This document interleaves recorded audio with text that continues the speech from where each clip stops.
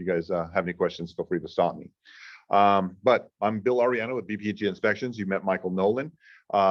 We do inspections 7 days a week. We do pretty much everything. We'll mop the ticket. We do everything from WDO for your termite inspections. We do septic.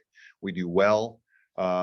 Of course, your standard home inspections. Some of us carry around thermal cameras, foundation levels, and stuff like that. So we try to make it kind of like your one-stop shop as far as that goes when it comes down to inspections. We focus primarily on your client. Okay, our biggest training efforts are speaking to the client, because one of the biggest things that happens during an inspection is the inspector does not know how to speak to a buyer. And so we may be talking, about insulation issues and stuff like that, minor stuff, and all of a sudden that conversation escalates into something major, which it really shouldn't be. We're talking about a minor situation. So our expertise is in controlling those conversations and controlling those emotional spikes. And you'll see me reference those quite often throughout this course, because the whole purpose of this course here is, of course, to prevent the inspection from intimidating or killing your deal. That's not what this is meant. We are definitely not deal assassins, and we train accordingly not to be that way. Because there are some inspectors out there that will freak your client out and scare them out of a good deal. So anyway, so we're here to try to make things a little bit easier for you prior to the inspection, during the inspection, and after the inspection, to kind of control those emotional spikes that we will see your client go through. And you'll probably hear me talk about some stuff. You'll be like, oh yeah, I remember, I know they do that and this and that, and this will just kind of help you deal with those that emotional roller coaster that they're going to be on. Okay. So basically, what I've done is I've accumulated a list to what I feel, and I've talked to multiple agents. What is a good home inspector? What does everybody feel that a home inspector's job is? So this is, just in case you don't deal with me, your client might have his own inspector and stuff like that, and you're wondering, hey, is this guy good, or is what's going on here? You'll have a kind of a better understanding of what we should be doing and shouldn't be doing. But a good home inspector will call your client the night before, introduce themselves, and if not the night before, at least the morning of, to kind of lead the dance. Talk to your client, because the questions are going through their head. Do I need to be there the whole time? I have to work. Can I be there just at the tail end? Some people want to be there the whole time. So it's our job to call that client up and to get an idea of, are they showing up? When will they show up? And giving them instructions, because if they don't want to be there the whole time, but they think that they need to, you may be able to save them a couple of hours of their time and just showing up at the tail. They've already seen that house like multiple times already to get to the inspection process. So a lot of times they don't want to be with us there for another 2 hours. They just want to be there for the key findings.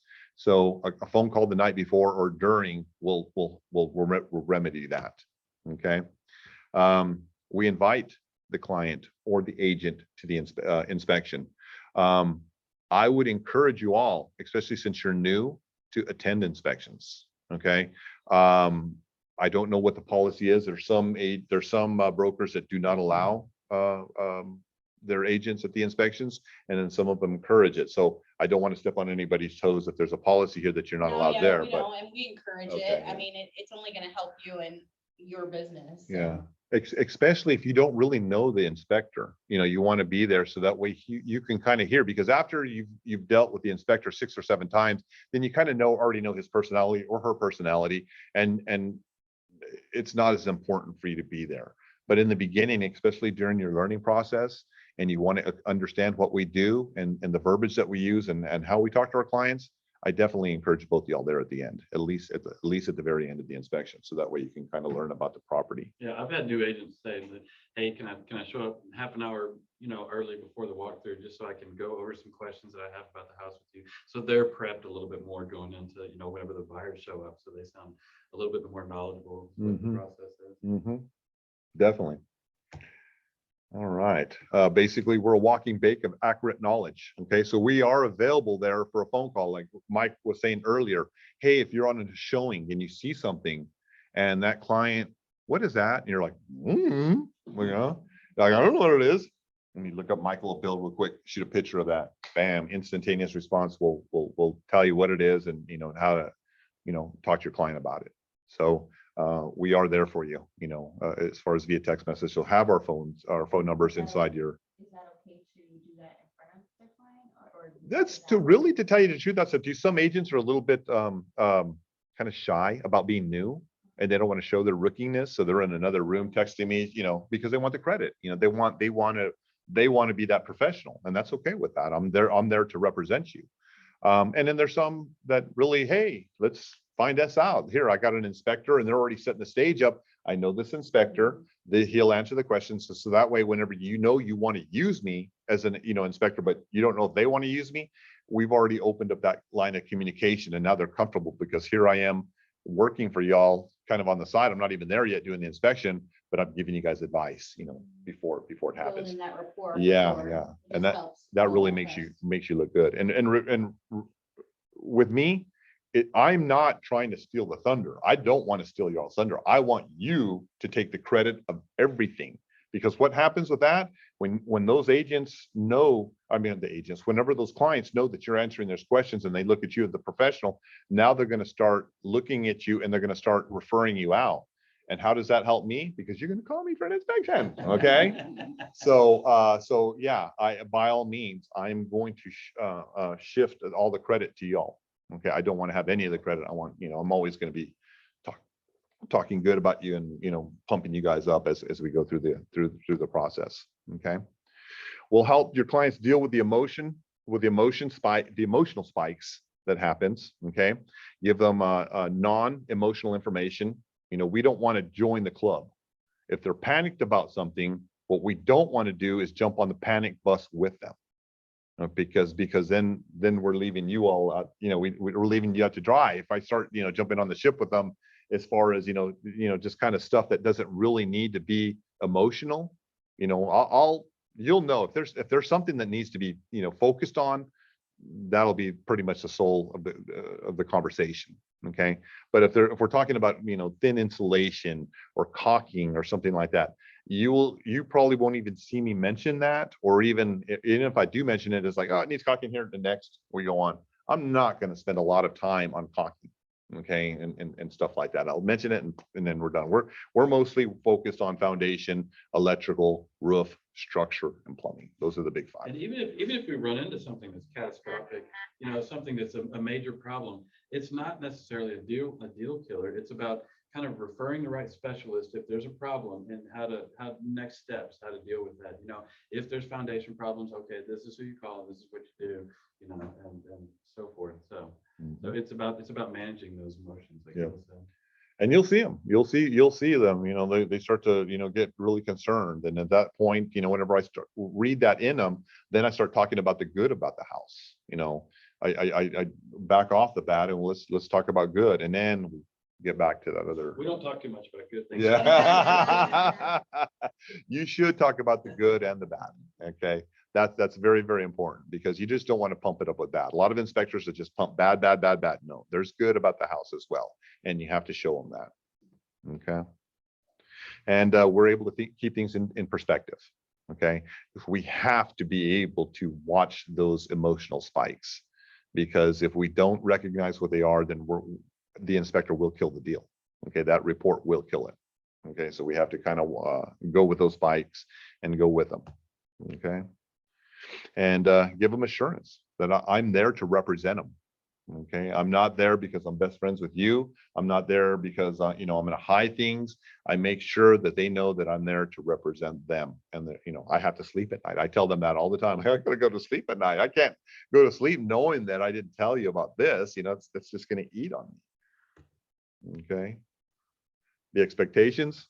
An inspector has the job of educating their clients, which we do, because knowledge is power. When I start to see a client squint their eyes and not understand something, then I stop at that point and I make sure that they have a grasp, a good understanding of what I'm talking about. Because if they don't understand it, that's what scares them. And then that's when you're going to get the call. Well, the inspector said this, and even though we're talking about, maybe insulation or something like that, that shouldn't be, we have to make sure that they are fully educated and read that. and give them that accurate knowledge. This kind of goes Okay. back to your point, Iris, though, too, if you're saying, hey, you know, if I don't know, do I bring you guys in on the conversation? That's kind of talking about this too, is that if they have the trust with you and they don't yet with the home inspector, sometimes they'll be anxious and not want to ask the home inspector some of the questions. They'll come back on the report later and ask you. I always bring the inspector back in to say, well, let's have them talk about this. Definitely. Yeah, definitely. Don't try to answer the questions for us. Revert them back to us, and you can still be involved in the conversation, but group text us back or something like that. If they text you a question about the report, then put it in a group text back to me saying, hey, we have a question about this. Can you answer this? And you know, okay. Definitely, I encourage that. When the buyers become nervous, inspectors should educate them about the subject. Like I said, if you start to see them, you know, doing it's all about body language and stuff like that. When you start to see them crashing, we got to bring them back up. Unless the house just is. Sometimes it's not, yeah, Okay. sometimes. Yeah, very the house, patient. the house is the only thing that's going to kill the deal. So if we're in a downward slide and I got nothing else to say, then yeah, just bring out the dagger and let's just do it. Okay. But that doesn't happen often. And I'll normally talk to the agent about it first and hey, look, this is where we're headed with this one here. Be prepared. Okay. We monitor the emotions, keep them introspective. An inspector, it is not the inspector's job to be a contract assassin. Okay, and you heard me mention that earlier. There are inspectors out there that are assassins, and they'll kill your deal just like that. Okay, maybe they don't mean to, but they just don't know. They don't have that verbiage, and they don't have that confidence in the ability to talk to a client. Okay, we stress on that, and we train over and over and over again on that. Right, Michael? Absolutely. Okay, because that's a big part of it. And I'm sure you guys would probably appreciate that too, us being able to talk to your client, educating them. Okay. All right, so getting your buyers ready. All right, here we go. Have them plan to attend the inspection or the walkthrough. If it's a new build, it's gonna be a walkthrough.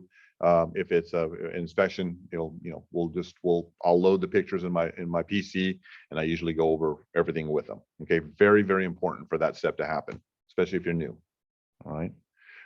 Remind them if they just watched Chip and Joanna last night, okay, and they're expecting that to go the exact same way, they're gonna, we're gonna break their heart, okay, because it's not about Chip and Joanna or Inspector Holmes or anything like that. Holmes on Holmes, where that guy goes up with a sledgehammer and starts beating down. Yeah, I think the seller would be upset if I went to their house and beat down the wall with a sledgehammer. Okay, so anyway, we don't do that. There's a lot of misrepresentation there as far as what we do, and I'm sure with Chip and Joanna there too, they kind of make life a little hard for you. Okay, it's not invasive. Okay, we are not the experts as far as that goes. What our job is to do is find deficiencies and recommend an expert. What we can't do and what we shouldn't do, and sometimes we do, but we really shouldn't, is offer a way to repair. Okay, especially if it needs a license. Like if it's a licensed plumber, even if it's a clog in the sink, I have to say hire a licensed plumber. Okay, I can't say go to Home Depot and get Drano or get one of those little hooks and remove it or whatnot. I have to, and then it has to say that. So even with that, I kind of sometimes make a joke about it, saying even though I can't tell you to go to Home Depot to buy Drano, you need to you need to get a licensed plumber to look at this. Okay, so they're hearing kind of what I'm saying, but joking about it. Okay. All houses have deficiencies. Especially. Yeah. So the terminology of it's new construction. It does. Yeah, no. Have you seen lately that there's a labor shortage? In the contract industries, we got a lot of rookies right now building homes, and there is definitely a labor shortage there. So these guys here aren't all the way educated as far as what's code and what's not. So expect deficiencies. Also, you may get resistance from your buyer on a new home saying, why do I need to have this inspected? This is brand new. But you've got your broker saying, no, you will have this inspected. It's mandatory. It's a company policy. Peace of mind is my rebuttal on that. Peace of mind is worth a lot of money. Okay, and peace of mind will usually counter buyers' cold feet when they buy something and, then they have buyer's remorse. So this will actually help that. Yeah, well, that's what Bill was saying. Last week I had 2 new construction inspections and I had to recommend a structural engineer on both. Wow. Mhm. Wow. My question to both y'all then is, when we go in and the sales consultant at the new construction is saying, hey, at month 10, you just get your third party inspection and then you submit everything. What's your argument for getting an inspection before they're closing on the home? What I always say, because they say they have their own inspectors, say, when can I review the report? When can I meet with your inspector to talk to them about the deficiencies? When can I meet with the engineer? You know what they're going to tell you? You can't. Those are off limits, and we will not provide you a written report. You'll get like a little sheet, that's saying all the stuff that they check, but no pictures. You're not going to be able to meet with their inspector because they don't want the liability. Yeah, and there are city inspectors as well, and the houses go through these processes. And what I was just talking about, I was the last guy to come in there and look at these houses, and they obviously needed a structural engineer, and they had gone through this inspection process. Who knows how many people just overlooked all these things and just never said anything about it. It happens all the It's time. it's So crazy. if the builders, and tell that right in front of your buyer, say, oh, really? You guys do inspections? When can we meet them? What, oh, the inspectors, when is it going to be? So my buyer can be here to meet with them and walk with them? They're not going to allow that. Does that ever happen to you? I would say I have turned in a perfect report. Out of the 5,000 inspections that I've done in my career, I have probably turned in one perfect. Okay. Was it a custom home builder? And it was to tell you the truth, I don't even remember. And then tell you the truth, I don't even think it was a new build. Oh. So we should be used to having some sort of Yeah. issue. Oh, yeah. Oh, yes. Yeah. I would question a report that came in perfect. Okay. Even with us, sometimes with me, I feel kind of morally defeated when I walk out of there. I didn't find anything that, I don't have any like juice to talk about, So, but at the same token, I'm happy, and my client's going to be happy as well. So, we just have to have something to talk about. So, usually we'll talk about the good about the house versus the bad. It's whenever you don't have anything to talk about, then they start questioning, why did I have this inspected? Why did I have this done? So even if you talk about good and you give them just nothing but good news, that they're happy that they bought the inspection. Okay. It's just whenever you go up to them and say, perfect home, bye, inspection over. They're not gonna like that. And then even with our company, say you had a perfect inspection, the way that we write our reports is that we just stock them full of information. So say even if it was a perfect inspection, the client's still going to be able to use that report as as information they can go back to and say, oh, they can look at the type of shingle, they can look at the serial numbers on their furnace or things like that. So Yeah. it's And the way we do our reports too is kind of convenient, because we will kind of prioritize. We have red action, we have blue commentary, and then we have just like caulking stuff that we just kind of throw into the report, but we don't put that into our key findings, because that's not really a negotiation tool that, you don't, usually don't clobber the buyer for caulking, or something like that. So I'll just put that in there like under home maintenance type of category, and then I'll rate the red and the blue, and that's really what we're focused on. And I usually will tell the buyer that as well. The other thing with new construction though, too, is a lot of times they'll make that argument of, hey, the first year you have a warranty, right? Everything's warranted. The problem is once you get to that point and you didn't have that third party inspection, there could have been stuff that you caught before you close with that client. And also once it goes to warranty, then there could be things that they might argue on that they're not going to help with, or again, it's under warranty, so you're at their. And some builders are easy to get in touch with and some aren't. Exactly. And then some things you may find in the beginning that really won't show itself until like maybe 2-3 years from now. Let's say, for instance, erosion, or if we have an issue as far as grading is concerned, maybe it's not there when it's brand new, but you can forecast and see it's about ready to happen. And, so there's that kind of stuff there as well. And then there's things like ducts, leaking and stuff like that maybe they're going to formulate some sort of bio, but you don't really see it until like 2 years into the home is concerned. And that's when you start to see the water inside the drain pans and all that other stuff. And so we'll catch that before it happens, before it goes out of warranty. Okay. And of course, above all, read the report. You'd be really surprised on how many times I get a phone call saying, Bill, You inspected this house 2 months ago, and the AC is it's got some issues with not cooling right. And then you go look at the report, and you're like, well, wait a minute, it says not cooling. Hire a, and then you ask them, well, I never looked at the report. The biggest thing with it is for them to read that report, for them to at least look at it. When I hear stories about how the buyer hasn't looked at the report yet, if I go in there, look, and they haven't funded it yet, and it's like 2 days, that I was like, man, this had foundation problems, had roofing issues, and now we've already got 2 days that have been into option. Don't let your client sit on that. You'll know, because once I'm done with the report, I emailed you guys a link for you to look at it as well. And if you're going on there and you're pressing the link to view the report and you're pulling up the credit card page, that means that report has not been funded yet. And when it hasn't been funded, that means nobody has looked at it yet. Okay. And that's a huge concern when they haven't looked at it, because once they move in, that's when you're going to get the calls. Hey, your inspector missed this and he missed that, and now is doing this and stuff like that. You're going to get those phone calls. And it's all because nobody looked at that report. I shouldn't say always, but the majority of the time.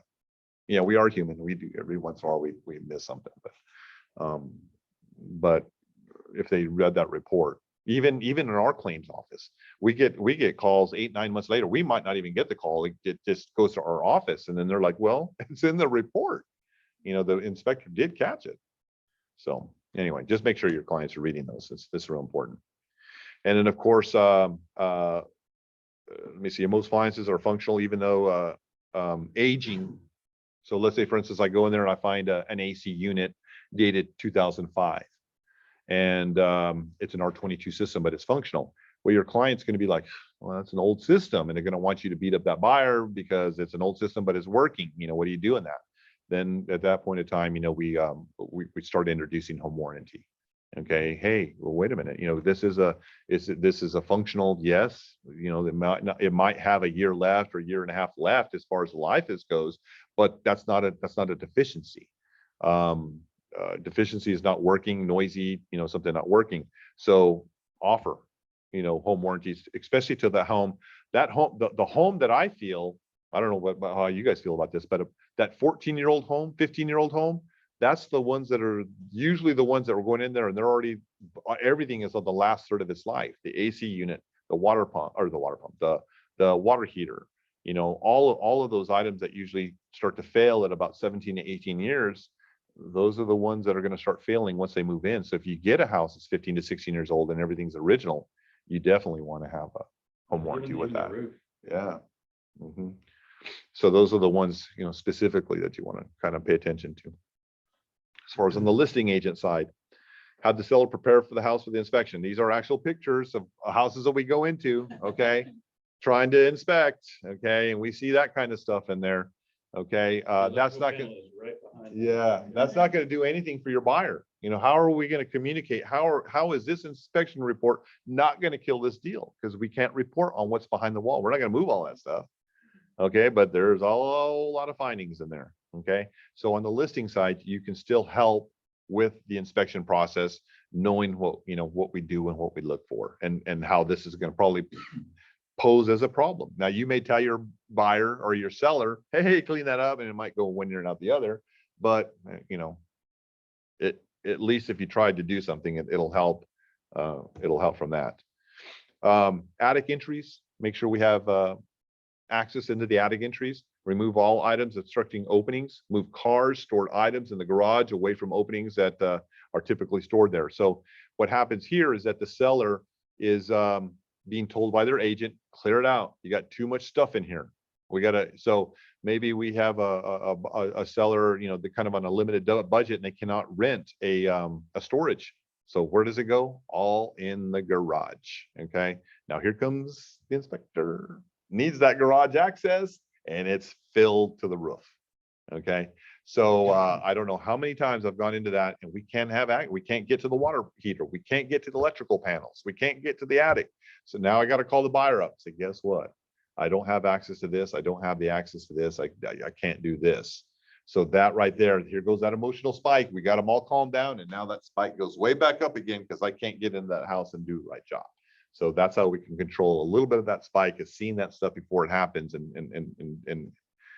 dealing with it. From a buyer's agent perspective, when you have clients, it's always good to cover yourself and your clients by sending a reminder to the listing agent and just making sure, hey, remember we told you we got the inspection scheduled for Tuesday at 10 a.m. Make sure that they have access to all systems, panels, all that stuff. Because that way, when you have to call back and say, hey, they didn't have access and we reminded you, like, this cost is gonna be on your seller, not my buyer. Mhm. Now, I do everything possible not to bill a reinspection, okay? Because I find it's not, if I go into a home and I see that the attic is blocked and the electrical panels are blocked and I see everything's blocked, I can't do it. Or, I can only do a partial of it. Now I'm going to charge a reinspection fee, and that poor buyer has to pay for that fee. It's not their fault. It was the seller's fault. So if I find that, I try my best not to hit that buyer for another reinspection fee. I'll definitely take the seller's money for sure. So, if we run into that, if you guys can do that for us, it'd be great. But if not, like I said, I'm going to try not to. I don't want to penalize your buyer. Okay. So electrical panels, pathways to the HVAC units, water heaters, GFCI should be in visible reach. Okay. Remove excess clutter from under sinks. Okay. I know that one's a hard one, but that does, we don't, when we go in there, we look for leaks and stuff like that. We're not removing, the cascade and the joy underneath the kitchen sink. And sometimes we open up those cabinets and they're just like up to the hill. You can't see any of the P-traps. You can't see the valves on the backside. Okay, so all that stuff needs to be done. Light bulbs, for sure, light bulbs. They don't even, fix the light bulbs. That's going to raise the question, if we need an electrician or not. Okay, that's just something that you don't have to go there with burnout light bulbs. And then the most important one, if it's vacant, are the utilities on? Gas, electric, water. Don't know how many times I go into vacant homes and then I got to call that client up. There's no gas, there's no water. Okay, do you want me to continue? I have to disclose that. I can't just go in there and mop the inspection up and then have them surprise. And guess what? I didn't do the water inspection. I didn't do plumbing. I didn't do HVAC. None of that was right. So I usually will tell your buyer before I start the inspection about what I'm up against. Okay. And remove pets and owners if possible. Okay. Owners sometimes they don't. Sometimes I like the owners there, and then sometimes I don't. If I have an owner that has redone all of his home and he's the one that has done all of his stuff, didn't hire a professional. This guy here was just, Mr. Handyman and did all himself. Those are the ones that will follow through it, and then you take pictures. You go, what was that? No, that's not that. He's the one that's going to get, so it's those people that the ones that we don't want there. That's the biggest trouble. Yeah, those are the biggest troublemakers there, is those guys there. What's another reason why you don't want your sellers there? You don't want them hearing everything that they're Yeah. talking about and they're going through. You have your little walkthrough, you want that to be private. Yeah, you want them to be private, and then if And you then don't have to disclose other stuff, you don't have to disclose other And then stuff. sellers have a tendency to try to steal the limelight. When I'm trying to talk to the buyer about what's wrong with the home, then they're pulling the buyer into this other room and showing them this and showing them this and showing them this. I'm like, hey, this is what we need to be talking about right here. Okay. So that's usually why we don't want them there. Sometimes they're just a little bit over friendly. Okay. But with the pandemic and everything, it's not uncommon to have the seller's home. Yeah. Well, it's getting better. Yeah. Back when we were doing homeschool and all that other stuff, it was just almost impossible to get rid of anybody. But now it's better. An older retired couple, great, no problem. But if it's a family of 8 with 4 dogs. You just want to kind of know too, so you just ask the listing agent, your sellers are going to be gone. That way you can let the inspectors know too. And typically they're calling and asking, hey, is it going to be vacant or what's going on? But you want everyone to kind of know what's the plan. Yeah, usually if I find out that it's occupied and the sellers are going to be there, I'm recommending my buyer to show up at about an hour and a half into the inspection. If it's just an average size house, we start at 9. I'll say, hey, show up 10:30, 10:45. That way you'll have time to measure and do some stuff. And then I can meet you about 11:15 and go over what's in there. If it's vacant, I don't care. They show up whenever they want.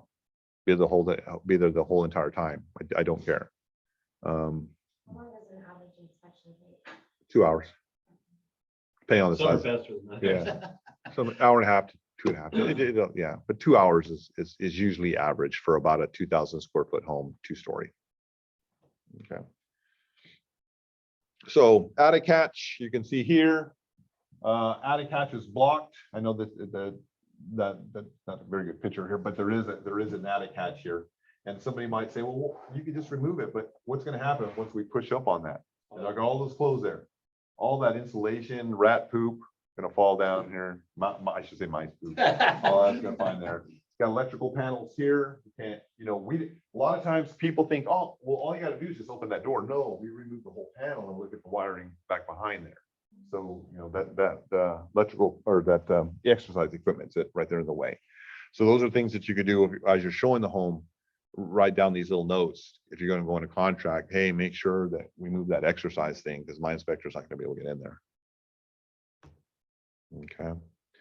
So have them pick up a little things, the house, if you went over there to show the house and it looked like that, back behind all that stuff, there was water stains. There was a restroom on the other side of that, and there was water stains there. So when you see that, your buyer is like, what? Well, the inspector definitely, when you see that, is what are they hiding? They knew I was coming. They knew that they knew that the buyer was going to show up. Why did they leave this messy like that? So already in my mind, the little, they're hiding something. That's first thing that comes to my mind anytime I see that. On our reports, we have something at the very end called the final walkthrough checklist. And it's something to say whenever the seller finally gets all their furniture and everything out of there, they might see things that we didn't. So we have like a little guide for them to go through to kind of keep an eye out. So. There's one of the garages. Okay. So right there we had an electrical panel. This is an automobile right here, and the attic access was out there blocking it. I had so the attic access was blocked, the water heater was blocked, the electrical panel was blocked, the entire garage is blocked. So, and the buyer was an out of town buyer. Okay, so they didn't see this until I got there. Nobody knew about that, but still, if I blame that on the listing agent, because it's like, come on, you saw that there and you know that's gonna be a problem. So at least disclose that, saying, hey, he's not gonna be able to get in the attic or something. Okay, so dealing with the report. Okay, here we go. We've already done the inspection. Report's done. I've already talked to your clients. Now the report comes in. Okay, remind your client that the home inspection is about attaining knowledge of the home and identifying significant deficiencies. Okay. Remind them that every home has defects and there are always going to be needs of improvement. And we would hope that people want to hear this. They don't want to hear that the home is perfect. Well, maybe some do, but they usually, some people want to hear something about the house. Okay, that's bad. Sellers will typically mostly fix, any major issues, AC compressors, stuff like that, major electrical issues. And usually they're not going to fix, cosmetic or maintenance items. Okay. And then of course, don't overread deficient on the report.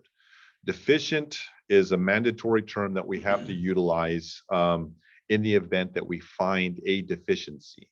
I don't like the term deficient because it's like, okay, so if I look at a foundation and the foundation is good, but it has a corner crack. Well, a corner crack is a cosmetic piece on the foundation, but it's a deficiency. So even though the foundation was good, I have to check deficient because it had a corner crack. So when you see that word deficient, there's a little overkill in that. About 99% of homes have cracks in the garage slab. Yeah.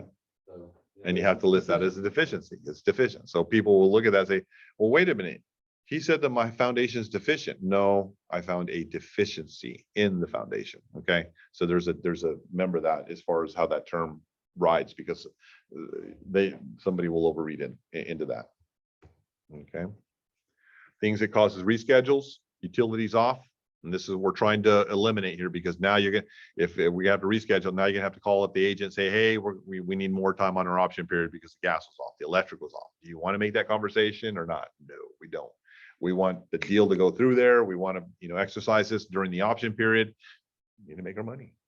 We have to, if we have to postpone it another week, that means a week delay before you guys are going to get paid. Okay. Okay, so utilities off on an open home, first, a good thing to do is just go over there to the stove. If you're showing a home, go turn the oven on or the stove on and see if it kicks on. Water, just, hit the faucet and see if we got water in there and take those notes there. Does it have septic? If it has septic, that's a whole different ballgame there. We're going to talk about septic. I'm going to go into it a little bit in detail on septic talk there. So I'll retouch on that. But septics definitely cause reschedules, okay, because of lack of pumping or not pumping, or just if it has a septic, you're going to hear me. Especially if the inspection is like in 2 days and I see there's a septic, you're going to already hear me on the phone calling you saying, hey, what kind of septic is it? Is there an OSSF? All that stuff. But like I said, we're gonna touch on that. New builds not ready. Oh, that's a biggie. I don't know how many times I show up to new builds that aren't ready. And into the builder's mind, the home is always ready for inspection. But in your buyer's mind, obviously there's a difference there as far as what I consider ready and what the builder considers ready. So you may want to use a terminology like, hey, is the home move-in ready? I mean, all you guys are out of there and it's done. Okay, not we're going to show up, the carpet's not done yet, the toilets are still being installed, the faucets are still being installed, there's no HVAC yet, there's no gas. Do you have the certificate of occupancy yet? Because at least if the CO is in, more than likely the gas is going to be fully hooked up or close to being hooked up. Because the gas, if there's not that CO, there's no gas. Okay, so you already know that I'm going to go into inspect this home with no gas, and that's becoming a popular issue here now, because the COs aren't coming in until like the day of or the day before closings. So it's getting to be normal for us to go in there and inspect homes without gas. But when we start adding no HVAC and no water and stuff like that on it, then that becomes a little bit redundant and hard to justify doing the inspection. Question. Once you nope. order an inspection, how long does it typically take for an inspector to come out? Oh, that's good. Oh, yeah. Usually within 12 hours in our company. Now, if you want a specific inspector and you're trying to hold them, then most definitely you want to have that. If you think that you're going to go under contract and they're not going to probably accept you until whatever 2 days from now, then go ahead and call your inspector and go ahead and see if they'll put a hold for you. I hold all the time. I hold spots. I don't mind doing it. Yeah. So if you need a hold or something like that, and but you're not going to know until the final day, just tell me that. It's not a big deal. We'll work around that. Okay. Too many people showing up to the inspection without seller's knowledge. That's not as bad anymore because we're not going through the pandemic. But when we were doing when we were in the scary times, boy, I would have 10 people show up to look at the home, and they had the kids in there, and sometimes we were met at the door and they're like, not everybody's coming in here. So, but anyway, that's not as bad anymore. Lock boxes, sometimes the seller doesn't like to leave the lock boxes outside. They bring them in and then they forget to put the boxes back out. And of course, blocked access. All right. So now we're on any questions so far? Anybody on what I've touched so far? Okay, we're going to talk about septic. So septic is a big part of this, and septic is something that can really mess with your option period, especially if you're not already doing your homework. So if you think that you're going under contract and the home has a septic, already start doing your homework on this. Don't get caught with your pants down, especially on a 3-day option period with a gravity type septic, okay? Because your heart's going to be broken really fast. So first things to answer with these is, of course, number one, does your favorite inspector, do they even do septic? Because if not, you're going to have to call a septic company. I do septic. Michael does septic. The majority of our people do septic. And when we can't do septic, then usually they're calling us to go in and back them up. So we might have another inspector conducting the inspection and another inspector conducting the septic inspection. And that's any type of aerobic standard. Are the ports visible? Do they need to be located? I would say this: if you run into a situation to where gravity system is there and you have a cellar, and because the next question out of your mouth should be, when was it pumped last? Okay, we don't know. Okay, then that one there is probably a good candidate not for the inspector. Okay, because that one's going to have to be pumped, especially if it's a gravity system. There's not a lot of moving pieces inside gravity systems. So really all I could do on a gravity system is lift the lid up, say, yep, a lot of poop, got to be pumped. That's about all I can do. $225. Thank you. So versus having it pumped, you know, then we can arrange to go ahead and have it pumped. And if the inspection company doesn't do inspections, they can pump, and then I can put my cameras in that tank and look at it and inspect it at the same time. Yeah. So that's why Preferably you're at the gonna same wanna time. Coordinate it, Yeah. because again, they don't do the pumping. Right. Yeah. So you need to understand when you're engaging Even if with, it's pumped, you're not Yeah. gonna- Yeah, Right. and that's why you need to start arranging this even prior to you going under option or going under contract, kind of already start arranging this, because if you've got like a 3-day option, you got a lot of stuff to do. Hopefully you're not. Septic, you need Yeah. to give yourself at least 7 days. Yeah, and especially if you got a septic gravity that hasn't been pumped in years. Yeah, so I got called like 15 minutes before I came out here today. I got booked for an inspection this afternoon that had well and septic on it. And I looked and I asked the seller if he had any information. He sent it to me. It's a 40-year-old system that was last pumped in 2012. I immediately told him I was not going to be doing this inspection, that he needs to call Rainbow Septic and have them go out there and pump and inspect, because these are critical systems to a home. So if this fails, and another thing too is these can cost like $15,000-$20,000. So if this system is failing, then that's going to be a big problem for your buyer. So Mhm. this part needs to be handled the right way. It Yeah. can't be kind of ham-hawed. And that's what we're here for. Gravity meaning, gravity meaning there's no electrical parts. It's all gravity drained. There's two types So- of systems. There's like an aerobic and anaerobic. Aerobic is where they have something, an aerator that introduces the oxygen to the system. Right. And typically a pump that kind of pumps it out to a drain field, or they'll have like a sprinkler system. A gravity system is anaerobic, to where it's just the tank and just kind of, just the normal. It depends flow. on angles and grades for it to drain. Older systems, older homes are gonna have the gravity systems Right. typically. Newer homes typically have aerobic systems with sprinklers. Mhm. Newer homes, I'll inspect the septic all day. Older homes, that's huge liability. So your gravity, or you could even call them your traditional septics. Those are the ones that you probably want to have pumped regardless. Okay, because there's just too much that I can't tell you what's going on inside that tap. An aerobic system is a little bit more forgiving, because I can see a lot more areas of the tank. There's a lot more moving pieces, float poles, pumps, drain fields. Sometimes those are irrigated versus gray water. Sometimes they're gray water irrigation versus leach fields, but there's a lot more there for me to inspect, even though it's full. Now, regardless if it's full, the only thing I cannot give you is tank evaluation. Okay, that's the only thing. Now, sometimes I can give you partial tank evaluation, but a lot of times I can't see the bottom of the tank. So that's why you want to pump. Even if it was just pumped 4 months ago, I still can't give you an evaluation of the tank. So usually I'll tell the agent calling me, hey, they just had it pumped. Do you have a tank evaluation? Did the pumpers at that point in time tell them that there was no cracks in the tank? If we could get that, then maybe, or at least somebody telling you that, And who did you recommend, Rainbow? like Rainbow. Yeah. Rainbow, because Rainbow does both. They inspect and they do pumping both. But if you just get a pumper there and that's it, they're probably not going to share too much information with you, because they're not licensed to do so. They may know about it, but a lot of times they won't share that. They won't They share should it with have too, if there is a septic, I mean, on MLS, it should say the type or say some information, and then they should have an OSSF, which is the on-site sewer facility. you. Mhm. So whatever information the seller does know, they should have in there, and that includes when was the last time it was pumped. But like seller's disclosures, these things are I know. always. You gotta take it with a grain of In a- salt, but in a that gives perfect you a world. place to Just start, correct. But like I said, if you're going under a contract, then go and ask them at that, even though you're not accepted yet, your contract's not accepted, you could still ask for the OSSF. You could still know how old it is. You can find out if there's any maintenance records with any of this, and already have this, because I'm going to ask you to get all this information. Okay. Certain areas do require, municipalities require, The yearly maintenance. pumping. Oh, yeah, especially if you're in, Exactly. So if you LCRA. know those areas, then you at Yeah. least can feel somewhat like, hey, they should have something, and we can contact that company to Yeah. get the records. yeah, city records. Yeah, I mean, like, one thing with homes is like, you could tell, whenever I can immediately tell if the home has had, like, the seller has been like one maintenance person, has kept up on everything, and that just makes me breathe so much easier. Mhm.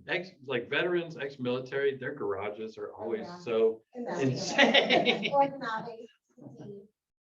A big red flag for me is it was just serviced, or they have a contract, they have a maintenance contract on the septic. That right there tells me, oh, you need an inspection. When they tell me that, okay? Why? Because those are the ones, every time that they tell me they're under a maintenance contract, those guys that are doing the maintenance, they don't do anything. I don't even know who shows up there. Those are the worst septics that I find, Wow, the ones that are under service contract. How often should you be having your tank? If it's a gravity system, 3 to 5 years. And if it's aerobic, 5 to 7. Mhm. And it all depends on your family size. You know, if you got a gravity system, you got a whole bunch of teenagers in there, then, you know, you may want to, teenage boys mainly. You may want to just kind of have it done every so Yeah, often. And part of our thing in educating clients with this is whenever we have a lot of people that will buy a home with a septic system that have never had a septic system Mhm. before, and you have to be educated, like you can't use harsh detergents or chemicals, baby wipes and different things like that you can't use, and so you have to be. It messes with the bio in there. Say it was gravity was 3 to 5 years? Yeah. And the other one. Is 5 to 7 for an aerobic or low pressure. Okay, but if you got a big family in there, and you know, especially with teenage boys, teenage boys are a little bit harder on the septic because of all the McDonald's and Dairy Queen and all that stuff. Okay. Too much. Always You gotta deal with it. Yeah. All right, so here's what a good, now here's what a good, talking Karen L. Is she asking a question or no? Oh, no, it's you. Oh, it's me. I just All didn't right. change the name. Okay. Like, All "Oh, right. joking." So this, if you got a weak stomach here, okay, but it doesn't show too much gross stuff, but here's kind of like, I did this one here, I think a couple months back. All right, where's play? It's at the bottom there. Oh, you can't see it. Click on more on that, all the way to the right. Click on more and then hide floating meeting controls, right? Up, down, Oh, right there. right there. And then you'll yep, sorry. There we go. Okay. So here's basically, here's what a inspection usually will look like. I usually will videotape it. And of course, I got my GoPro and I'm upside down right now because we're going to go into the tank. This is the one that- Yeah, it's an aerobic system here. So you can see all the mechanicals. So as we go in there, we're looking for cracks. Okay, we're looking into the baffles. We're making sure that there's no gaps or anything like in the baffles. Okay, this is, Roots in the tank. yeah, see right here, you had a little gap in that baffle there. Is it weird? Yeah. Yeah, Like, if see they the have roots trees hanging down? growing Yeah. around. Oh, okay. So that was the dump tank there. And now here comes, I think I'm going into the pump tank now.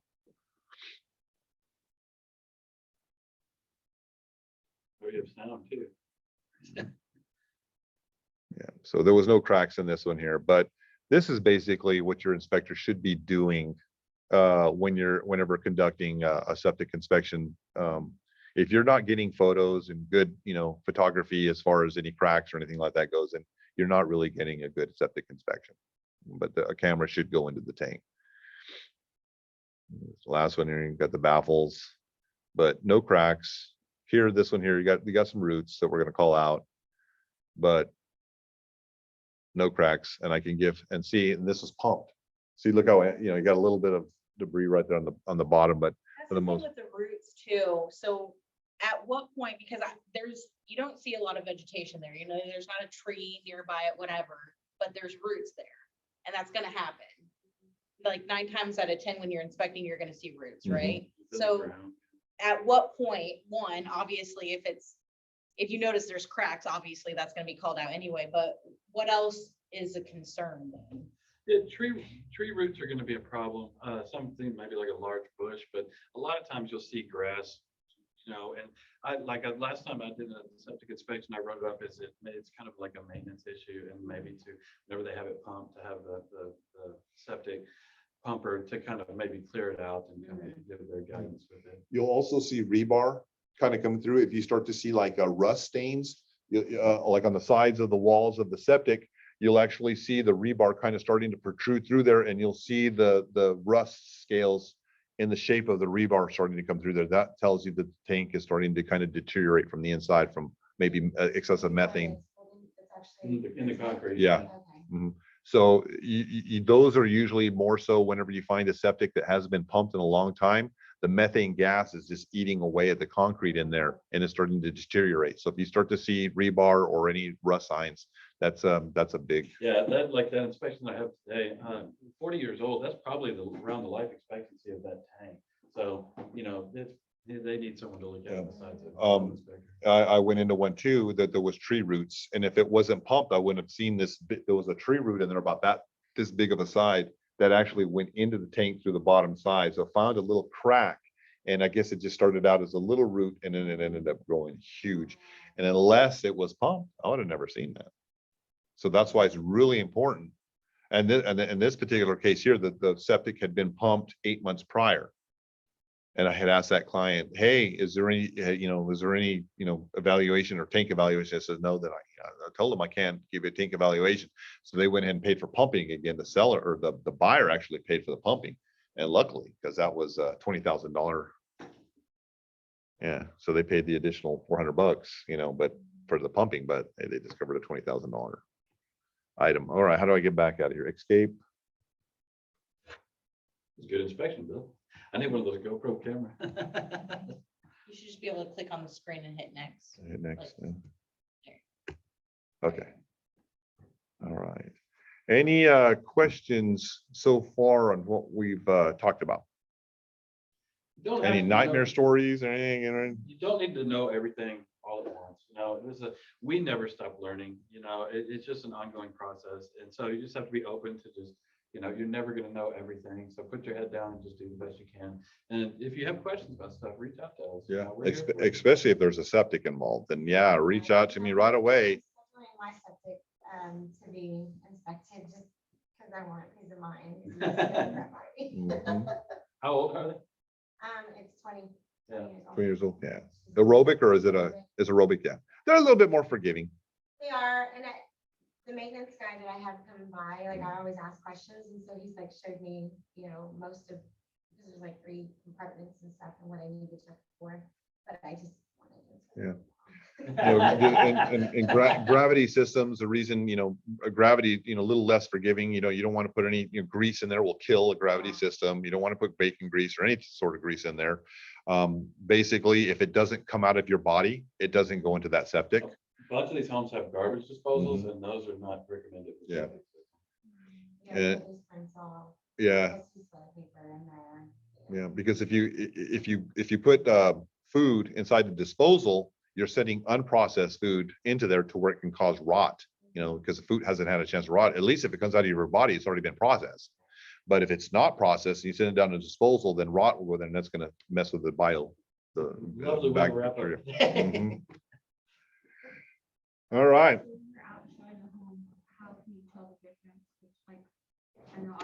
Typically, What does it look like? typically, if you have, where is that picture? Okay. So usually if you have lids like this, okay, typically you're going to have an aerobic. Not all the time, because gravities can have lids above ground. But you'll also have a little indicator with a box and a red little siren on the top of it, on the side of the home. If you see that little light on the side, and then you have this little box and you hear bzzz, it's just always buzzing, that's typically going to be an aerobic system. Okay. And if you know it has a septic because it says septic on MLS, then you can ask the listing agent if you don't, and try to get some information before you're even going and looking at it. And then of course, if there's no electrical, you don't see anything that would turn on or anything like that, that's going to be a gravity or traditional. And again, you're not supposed to be the expert. So if your client's asking Yeah. questions, like you say, this is why we get things inspected. It's something that you should have inspected. It's a major system.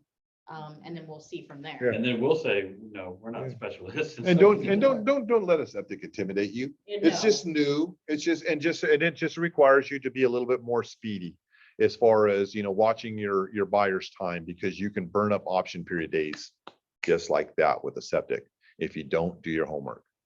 it can really get you, especially if you're a new agent and you got a septic and you don't dot your Yeah, I's it and shouldn't cross be your T's scary at all, correctly. though. Yeah. There's septics. And if you're in lot doubt, here. you've got support here, and then you've got support with me too that you can call, and I'll There's be some more than happy weird to. neighborhood out like 183, like around Westgate, that it's right in the middle of town, but they still, their They own still have septic. septic. And you see this right here? Even though it's upside down, but you see the two little sirens on there? These are trouble lights. And then right here, this is a little, the aerator that I was telling you this is like a giant fish pump. Like whenever you have a fish aquarium and what produces all the little bubbles in there, that's basically what that is. It's an oversized one. Okay. And aerobic will have that little Yeah. red. It'll have this and it'll have that. The aerobic is really this right here. Anything that has like what sounds like an engine, like a little electric. Yeah. Usually the anaerobic have like a big concrete slab, right? Like Mm-hmm. Yeah. old school. Concrete. For anaerobic, So yeah. one way to get in. And it'll have a lift pump. Okay. But that's, if you see that, it's an aerobic system. All right, I'm working on a new presentation on this. I still have my old slides in here. So some of these are a little bit old, but I always kind of play this game here at the end. Mountain or molehill. These are just some of the things that you may run into in the field.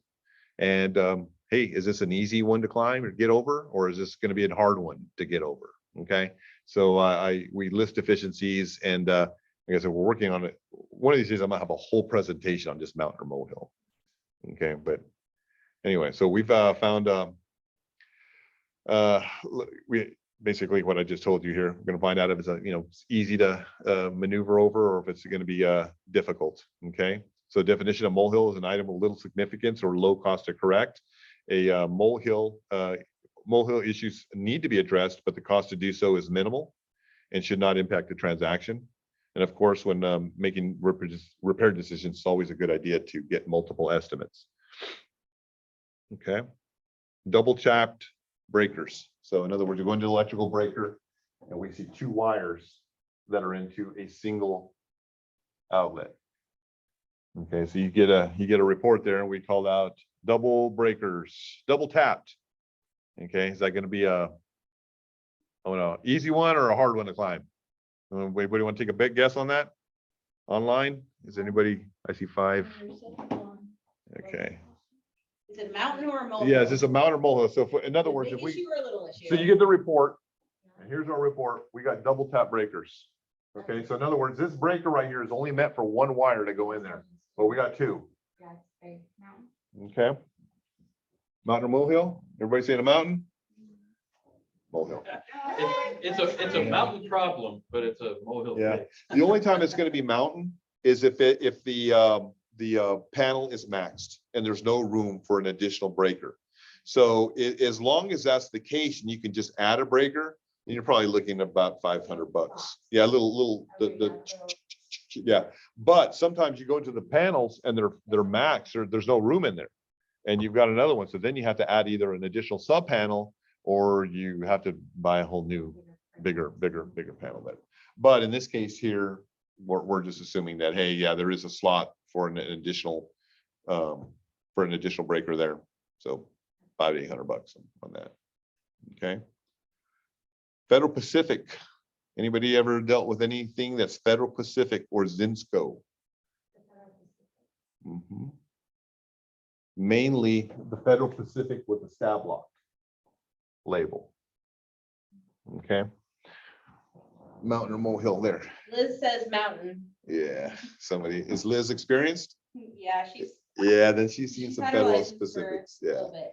So yeah, anything that you see with Federal Pacific, okay, that stab lock, and they look just like this too. Okay, they have the multicolored breakers and stuff like that. Automatic call out for an electrician.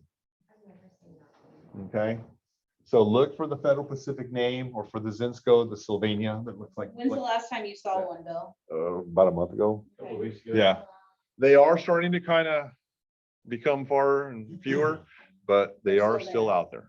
That's Okay. just to show that they are. Yeah. So if you guys happen to be just kind of run into one and you open up the box and you see the stab lock in there, or the Zinsco, then you know automatically you're gonna probably need an electrician. And it is a mountain. Yep. Okay. So basically you're probably looking at So Alex is asking, are these just in older homes? When did they stop? yeah, making 80s. 80s is what when we started seeing I don't know what happened to homes in the 80s. We got 60s homes that are good, 70s homes that are good, and then we go into the homes that are built in the 80s and we have a lot of like Goodman Gray, FPC service panels. So too much in the 80s or No, I something like think, that. Yeah. Those 80s foundations seem to be okay. though. Yeah, I- but I everything think else in the What are 80s, they it gonna just, say about the 2020s? yeah, that's true. Well, So, something I'm curious about is everyone likes to foam seal their attics now, and that's great for insulating, but it really, if there's some kind of issue going on with the roof, as far as like a leak is concerned, you're not gonna be able to see. pros and behind that, cons so- of everything, but I would still rather have, Yeah. still rather have a spray insulation. Yeah. Mhm, I agree. So here's kind of what happens now. Of course, this is not a live picture from me. That's not my hand. This is just kind of furnished to me by the company. So some of these pictures that I have in here, they kind of remind, you guys are a little young, so you probably don't remember this, but well, but you remember, I don't know, when you went to driving school back, well, when I did anyway, back in the 80s, when I took a driving school, they showed you all the gory, they would show people getting an accident, all the blood and guts and all that stuff. So this is what this reminds me of, the worst case scenarios. Know that, like I said, that this can happen. Yes, this is exactly what can happen with the Federal Pacific panel, but I've actually never seen it to that point. Okay, some counties may require that new panel boxes meet current code. So some counties won't even allow you to have a Federal Pacific in there. What are you guys seeing right now when you're, or if you guys have done any work, 'cause I know it's not your field, but for replacing panels, the range of cost? Well, did 2 to 5. Well, there. yeah, it all depends. It Yeah. all depends on the size of the home. Okay. Because some homes, well, yeah, some homes have, multiple panels, they can have one, main service panel with like 3 sub panels, obviously something like that's gonna be a lot more expensive. But yeah, but with one panel, 2 to 5, depending if you need but one or both. For your that's- average size home. That's the cost for the panel, not really the replacement though, isn't it? No, Yeah, that's I looked at that labor. not too long ago. Yeah, Well, I've been hearing, I had someone in my neighborhood and we're in the 60s, the late 60s homes. People replacing their panels Yeah. and like $10,000. well, Oh, my. But that's why I was like. it all I didn't depends on know. the 60s that all depends if the home is aluminum wiring or Sure. not too. 'Cause So, that could- because if you have to do, all the, Okay, the, that would make sense. yeah, the interfaces and all that stuff, then that's gonna cost a lot more money too. Okay. CSST. Defect bonding of CSST. Now this yellow corrugated stuff right here is CSST. This is just a flexible line for gas. Okay, which requires a bond. Now, I can honestly say out of all the times that I've ever looked at a CSST, I've never seen one bonded. Have you ever So seen one bonded? Bonding is, so any type of metal piping in the house has to be bonded to the electrical system and to the earth ground. That way, if there's a lightning strike and this becomes energized, then, it doesn't. Has a way to channel it. A bond is a connection to ground. It's like a ground wire. Yeah. So in other words, if look, even though this is the basement, half the time this stuff is in the attic. So this is prone to a lightning strike. So what happens if this is in the attic and lightning hit that thing directly? Where's it going to channel? Where's it going to surge it to? If it's not bonded, it's just going to, it's going to explode. So see a little hole right there? I know this, but that's what can happen. Okay. And then of course, that can happen. There I go with the pictures again, okay? But directly related to lightning is the reason that we want the CSST to be bonded. Now, these instances are isolated, okay? Typically, you got to win the lottery. You have better chances of winning the lottery than this happening to you, but it has happened to people and it is a call out. Mountain or molehill. That one's an easy one. That's a molehill. Okay. Even though if you're struck by lightning, then that's a mountain. But in order to get that fixed, that's pretty easy. So that's basically what we're looking for, is that we're just looking for this right there. Okay. So if this becomes energized, This right here is a bond connected to the ground system itself, either driven into the Earth's atmosphere or to the rebar of the foundation.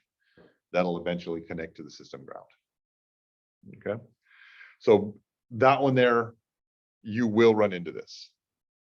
You're gonna run into a lot of CSST callouts. What happened with Okay. CSST is prior to 2014, the product had a manufacturing defect to where it wasn't made correctly, to where if it got energized by lightning, the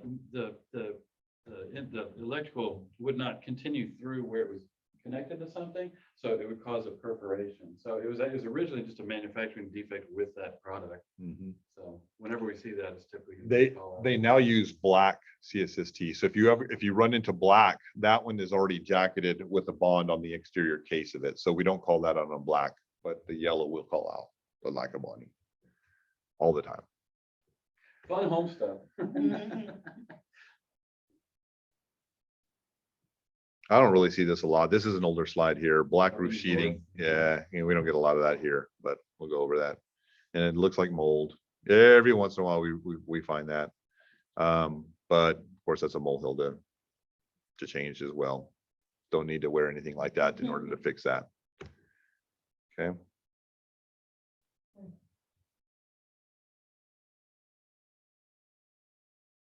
Won't spend a lot of time there. All right. Yeah, so here we go, stack flashing.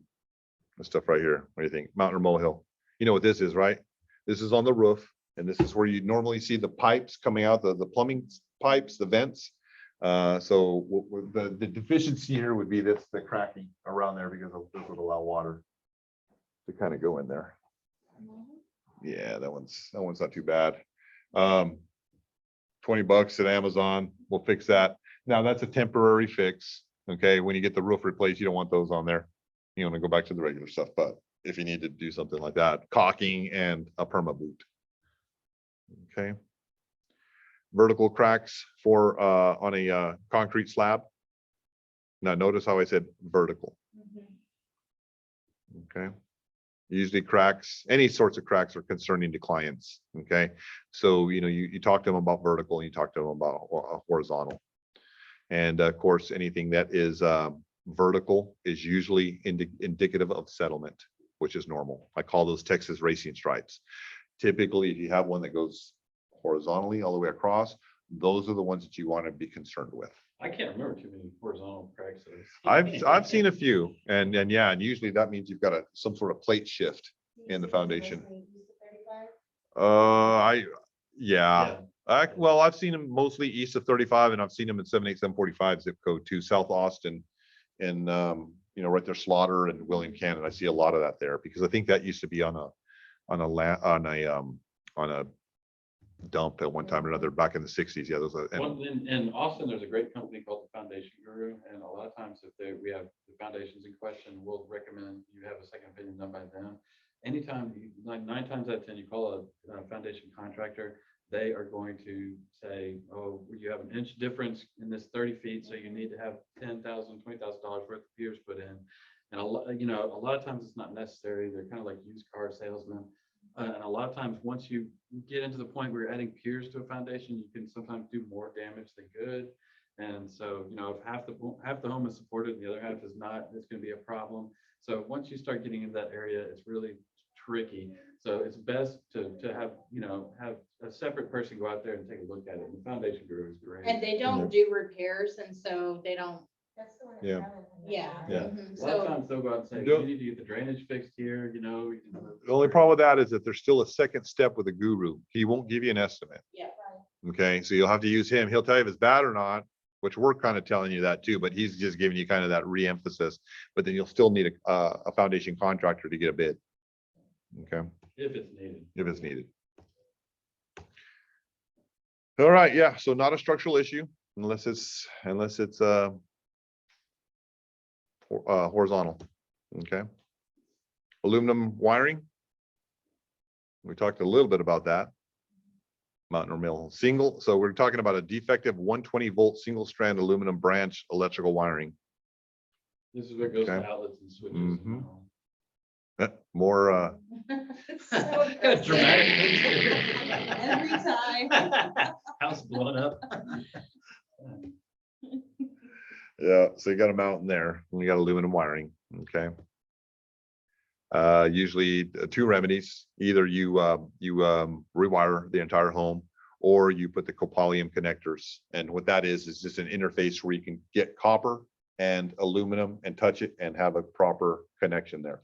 The problem with aluminum wiring is that is so expansive and contractive to where if it contracts in a copper rated circuit, it could become loose inside the fitting, and then that formulates an arcing hazard, which of course can cause fires. Okay, that's why it's so dangerous, is that it's the connectors, not necessarily the aluminum wiring itself, but the connection. If it contracts or expands in that, it could become loose, and that's where the fire hazard comes in. Typically, the way that we handled that is that we'll recommend an electrician go in and kind of remediate the system to where they're gonna need to pull fixtures and switches and outlets, and they're gonna need to properly remediate it with a couple of connectors. We try to look for those, but sometimes those things are buried. Sometimes they have like a box somewhere else, that's where the meeting point is. So what we do is we just disconnect a couple of the outlet covers, and we look and see if there's copper there or if there's aluminum there. And because if there's usually aluminum at the panel and copper at the outlet, then we know that there's got to be some sort of connector there. So we look for them, and if we can't find them, if we can't discover, then we'll call it out and recommend further evaluation. Do electricians do like preventative maintenance just to kind of check your home? I would say some would probably come up with something like, I'm not going to say that there's anything really that you can do, but I'm sure that there's somebody has something like that. Maybe a rookie electrician to pay the bills at first, but there's not really like, it's not like HVAC to where there's a lot of maintenance to it and stuff like that. I mean, If you're yeah. hiring an electrician to come out, you're paying for an electrician to come out. Yeah. There's not,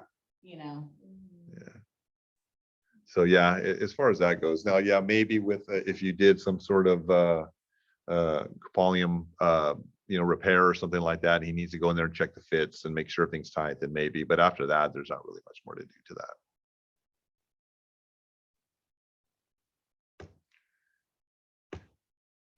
And we don't see a lot of that either. You see a lot of vermits like, I don't know. Yeah, right here. That's asbestos. Yeah, so some of the stuff here, I'm gonna take off here. Roof trusses, we do see some of that on engineered trusses. The gusset plates, see how these are coming off like that. They separate.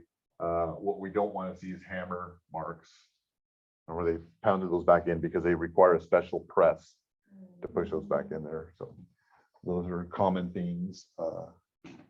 Damaged notches. So those can't be messed with either, but they're not expensive to fix. They usually just require a like an additional brace. If we have a break there, they'll just come up and sister stud it with another piece of reinforcement there. So usually when we call out those aren't a big deal. Well, you'll be ready to do your own home inspection. You know, again, you're not supposed to know everything. Yeah. You'll get the inspection report. You're not typically going Yeah. in the attic and looking at all this The stuff. only reason I bring these up is that way, if you do hear these things here, if you happen to be on the spot and you see this stuff, you'll already know, hey, we've got a big one to climb, or no, this is gonna be How long pretty are your easy. classes for home inspection? What's that? How long are your classes that you have to take for your license? It's kind of how fast you go through the classes. I went to an online school, and I think it took me almost a year. Then you have to take almost like y'all do. We go to the same place, take a state and national test. But it's 99.999% of your knowledge comes from doing things in the Yeah, field, not from It took school. to become a home inspector about 1.5 years. That's So what then it they took. have continuing education to add other stuff, like if they need, well, you have your continuing education, and then for other things, you have to do the education for that stuff too, so, Mhm. Oh, y'all do too, right? yeah.